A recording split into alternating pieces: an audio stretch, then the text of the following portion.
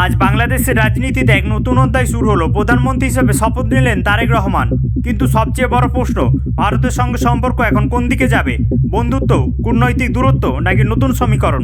তারেক রহমান বাংলাদেশের অন্যতম আলোচিত রাজনৈতিক নেতা, বাংলাদেশ ন্যাশনালিস্ট পার্টি বা বিএনপি ভারপ্রাপ্ত চেয়ারম্যান।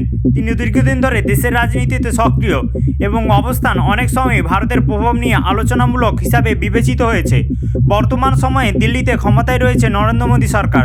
তাদের নেবারহুড ফার্স্ট নীতির অধীনে বাংলাদেশ একটি গুরুত্বপূর্ণ কৌশলগত অংশীদার।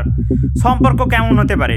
বাংলাদেশের অন্যতম বড় বাণিজ্য অংশীদার। বিদ্যুৎ আমদানি, রেল সংযোগ, সীমান্ত বাণিজ্য এসব বন্ধ করা বাস্তবসম্মত নয়, বরং নতুন সরকার হয়তো শর্ত পুনর্বিন্যাসের চেষ্টা করতে পারে। তিস্তা চুক্তি দীর্ঘদিন ধরে ঝুলে আছে, নতুন সরকারের ইস্যুতে চাপ বাড়তে পারে। বাংলাদেশ দীর্ঘদিন ধরেই চীন এবং ভারতের মধ্যে ভারসাম্য নীতি অনুসরণ করছে। তারেক রহমান সরকার হয়তো কৌশলগত ভারসাম্য আরও জোরদার করবে। আপনাদের কি মনে হয়, তারেক রহমানের নেতৃত্বে ভারত বাংলাদেশ সম্পর্ক আরও বেশি মজবুত হবে নাকি নতুন টানাপোড়েন শুরু করবে? কমেন্ট করে জানান আপনার মতামত।